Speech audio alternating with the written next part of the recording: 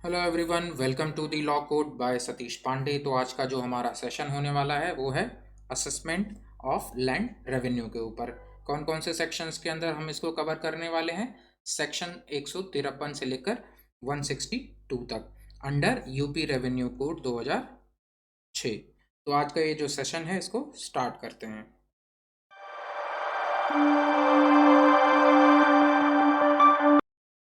सबसे पहले ये समझ लेते हैं कि असेसमेंट या लैंड का असेसमेंट होता क्या है। तो असेसमेंट बेसिकली गवर्नमेंट के लिए एक तो जो जगह होती है, जो भी ज़मीन होती है, उसकी वैल्यू देखना कि वैल्यू कितनी है, और उसके हिसाब से टैक्स डिसाइड करना कि उस पर्सन को जिसकी वो ज़मीन है उसको कितना टैक्स जो है गवर्नमेंट को पे करना होगा। तो लैंड असेसमेंट ये होता है कि एक ज़मीन की इवेल्युएशन करना ताकि हम उसको ऊपर टैक्स डिसाइड कर सकें कि कितना टैक्स पेमेंट होना चाहिए।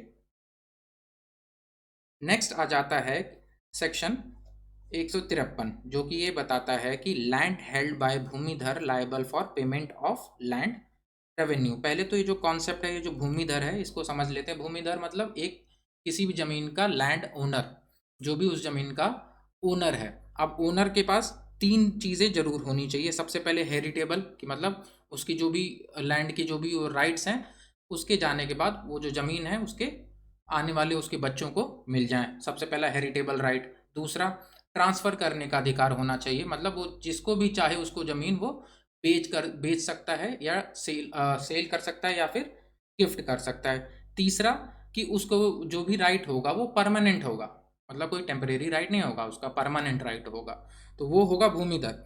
तो जो भी भूमिधर होगा वो लैंड रेवेन्यू पे करना ही चाहिए। अब सब सेक्शन 1 क्या बताता है कि जितने भी भूमिधर हैं वो लैंड रेवेन्यू पे करेंगे।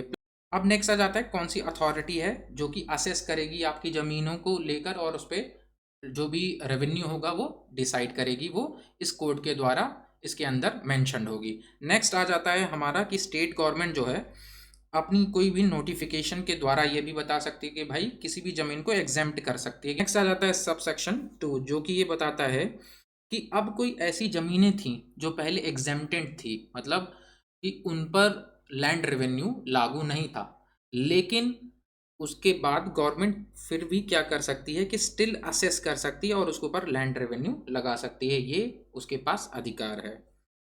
नेक्स्ट आ जाता है सब सेक्शन 3, जो कि ये बोलता है कि मान लो कोई ओनर नहीं था, सिर्फ ऑक्यूपाई कर रखा था उसने ज़मीन को, तो वो जो है लैंड रेवेन्यू की लाइबिलिटी से बच नहीं सकता, उसको भी लैंड रेवेन्यू देना पड़ेगा अगर वो उस जमीन के ऊपर एक लंबे समय से रह रहा था।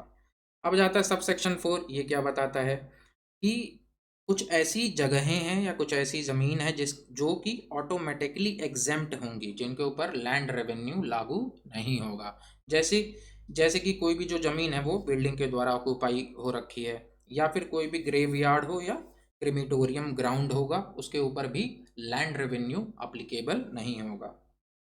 नेक्स्ट आ जाता है लैंड रेवेन्यू पेएबल बाय भूमिधर। भूमिधर मैं आपको बता चुका हूँ, जिसके पास ट्रांसफरेबल राइट होगा, हेरिटेबल राइट होगा, और एक ज़मीन को लेकर एक परमानेंट राइट होगा, परमानेंट ओनरशिप का राइट होगा।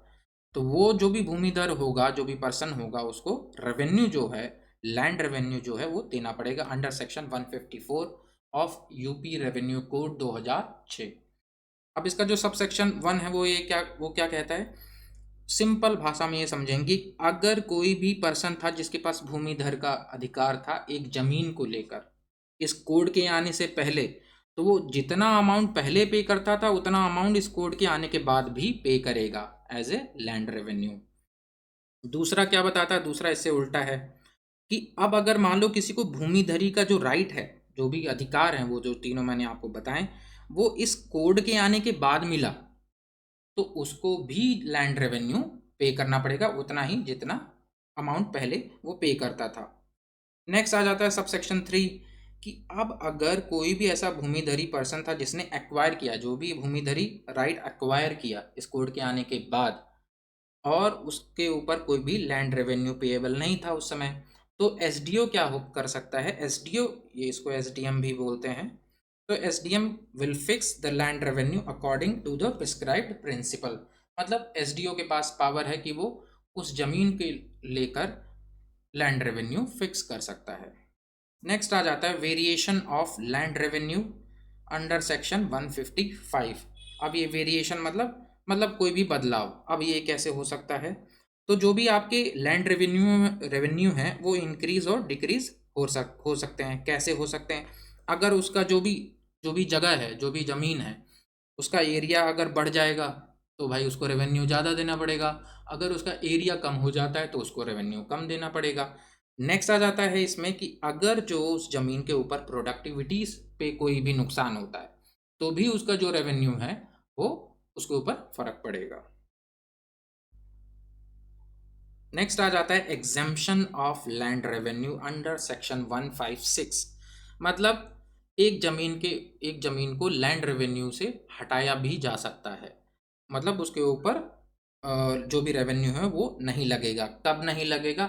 अगर एक परिवार है, मान लो ये फैमिली है, इस फैमिली में 10 मेंबर हैं या 20 मेंबर हैं, इन सबकी सारी ज़मीनें मिला के अगर 3.125 एकड़ से ज़्यादा नहीं हैं तो उसके ऊपर लैंड रेवेन्यू लागू नहीं होगा।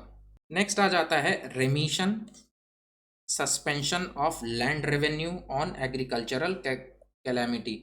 अब एक कैलामिटी क्या है? मतलब कोई भी आपदा आ जाए तो उसकी वजह से किसी भी जो लैंड रेवेन्यू है उसको रोका जा सकता है, सॉरी उसको सस्पेंड किया जा सकता है, मतलब रोका जा सकता है, या उसको रेमिट मतलब कैंसल किया जा सकता है। अब सब सेक्शन 1 क्या बोलता है कि अगर कोई भी नेचुरल एग्रीकल्चरल कैलेमिटी आ जाती है, मतलब कोई भी बाढ़ आ जाती है, कोई सूखा हो जाता है, कोई हेल स्टॉर्म आ जाता है जिसकी वजह से आपकी फसलें जो हैं, किसी गांव की जो फसलें हैं वो खराब हो जाती हैं, तो गवर्नमेंट क्या कर सकती है कि जो भी लैंड रेवेन्यू है उसको रेमिट कर सकती है, मतलब कैंसल कर सकती है। दूसरा, उसको सस्पेंड कर सकती है या पोस्टपोन कर सकती है आगे के लिए।